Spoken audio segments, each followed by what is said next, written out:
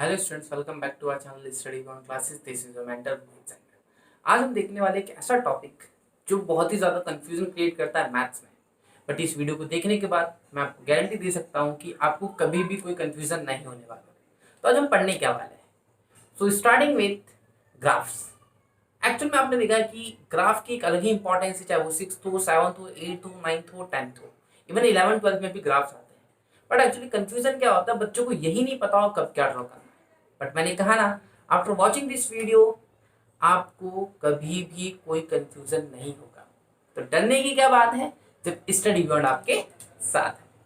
तो स्टार्ट करते हैं ग्राफिकल मैथड्स। आपने देखा होगा कि हमें ग्राफ ड्रॉ करने पड़ते हैं अक्सर। मतलब यहाँ पे क्या है, हम डाटा रिप्रेजेंटेशन के लिए जब डाटा को कभी भी रिप्रेजेंट करते हैं then we generally use a different methods. Pie chart होता है, ग्राफ्स होता है, टैली मार्क होता है, पिक्टोग्राम होता है। तो ये क्या है, ये सब एक तरीका है डाटा को रिप्रेजेंट करने का। उन्हीं में से एक है ग्राफिकल। अभी ग्राफ इंपॉर्टेंट क्यों हो जाता है, क्योंकि सर 7th में तो है, 8th में भी है, 9th में भी है, 10th में भी है।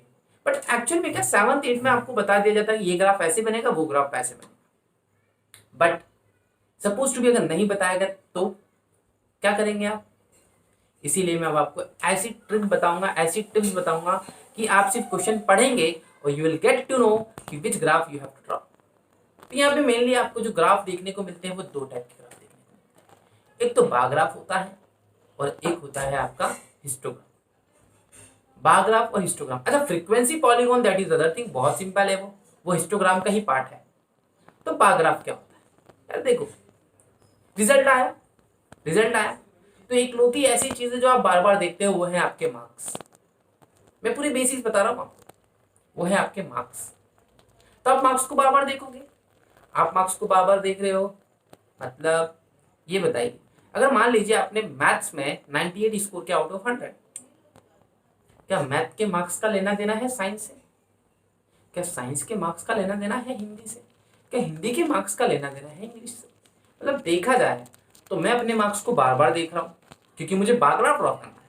और बार बार ड्रॉ क्यों करना है, क्योंकि हर मार्क्स का दूसरे मार्क्स से लेना देना कोई नहीं है, वो इंडिपेंडेंट है। जब कभी भी वैल्यूज इंडिपेंडेंट होती हैं तो हम ड्रॉ करते हैं बार ग्राफ, हम ड्रॉ करते हैं बार ग्राफ। फॉर एग्जाम्पल देखिए बार ग्राफ, ये आप सबको पता है, ये होती है एक्स एक्सिस, ये होती है वाई एक्सिस। ध्यान से सुनिएगा, इस वीडियो को देखने के बाद मैंने कहा ना आपको कोई कंफ्यूजन नहीं होने वाला। ये जो वाई एक्सिस है, यहाँ पे आपको हमेशा नंबर प्लॉट करने हैं, हमेशा नंबर, जो फ्रीक्वेंसी होगी ना आप हमेशा यहाँ लेंगे। You have to always take the frequency here. So मैं ऐसे लिख देता हूँ, बट इट्स फ्रीक्वेंसी, फ्रीक्वेंसी हमेशा यहाँ लेनी है आपको वाई में। और एक्स में जो भी आपके पास डाटा बच जाता है वो ले लेंगे, जैसे आपको दे दिया सब्जेक्ट्स, लाइक सब्जेक्ट्स का भी एग्जांपल दिया था। अच्छा frequency what, frequency is number. अब देखिए बार ग्राफ कब बनता है। मान लीजिए मैंने कहा ग्राफ ड्रॉ करो यार आपके PT1 के रिजल्ट का, PT1 के रिजल्ट का। तो सपोज टू बी PT1 आपका 40 मार्क्स का हुआ, 10 20 30 40 30 20 10 और इसी। तो मैथ में जो है आपको, मैथ्स में आए 40 में से 40, ठीक, मैथ में 40 में से 40 आ गए, है ना, ये लिख देता हूं मैं मैथ। साइंस में आपको आ गए 30, मैं लिख देता हूं साइंस।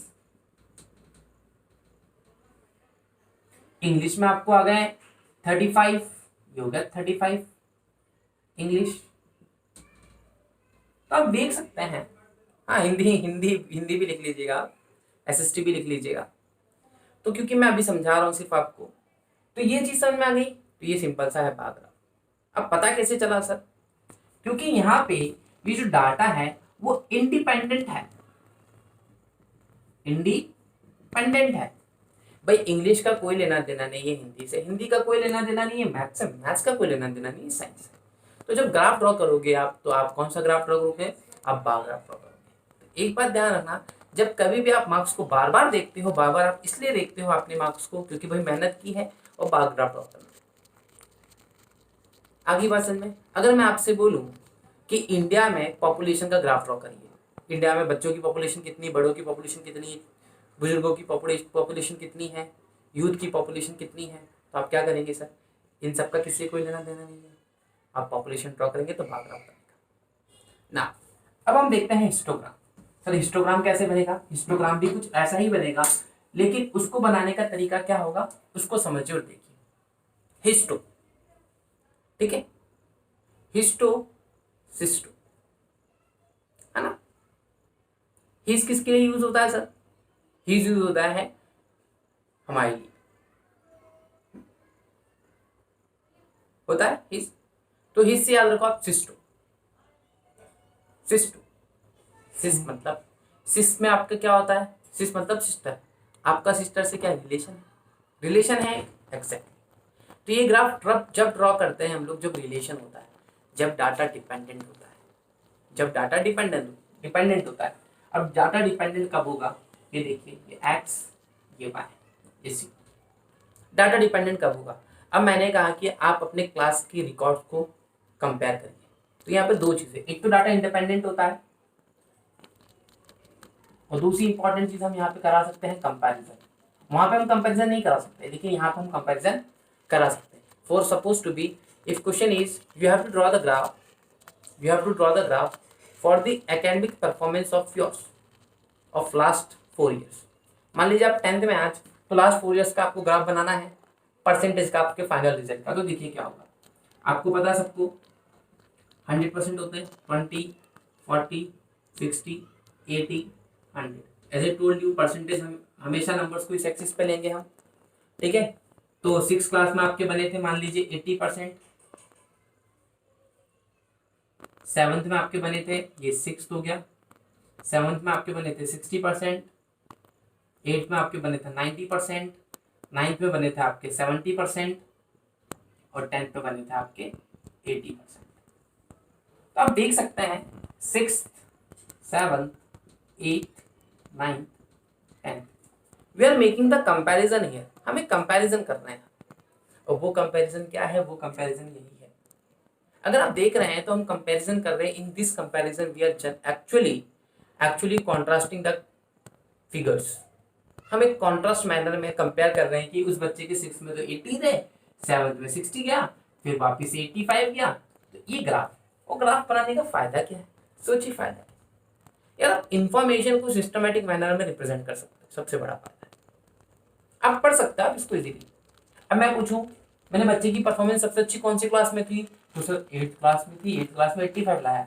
मैं पूछूं सबसे वीक बच्चा कौन सी क्लास में था, 7th में था। मैं आपसे पूछूं 10th में बच्चे का क्या रिजल्ट रहा, तो सर 10th में तो उसके 85 रहा है ना, बट सबसे अच्छा 8th में रहा है। तो हम ऐसे करके रिजल्ट को ड्रॉ कर सकते हैं with the help of graph. और एक चीज और ध्यान रखिएगा, जब कभी भी आप हिस्टोग्राम ड्रॉ करते हैं, जब कभी आप हिस्टोग्राम ड्रॉ करते हैं तो यहाँ पे चिपके रहता है, नहीं बस जस्ट दोनों चिपक के चलेंगे। But in case of bar graph ऐसा नहीं होगा, बार ग्राफ में अकेला चलेगा। क्यों अकेला चलेगा ना, इंडिपेंडेंट है। अभी डिपेंडेंट है तो इसको सहारा चाहिए, डिपेंडेंट मतलब क्या, सहारा। तो इसको इसका सहारा, इसको इसका सहारा, तो सहारा मिल रहा है। और बार ग्राफ बेसहारा, अकेले अकेले। तो आई होप आपको वीडियो पसंद आई होगी, और अगर आप चैनल पर नए हैं तो चैनल को सब्सक्राइब जरूर कर दें और बेल आइकन को भी प्रेस कर दें, ताकि आपको आने वाली वीडियोस की नोटिफिकेशन मिलती रहे। Once again thanks for watching and stay connected. और हाँ, चैनल को सब्सक्राइब करना मत भूलना। Thank you.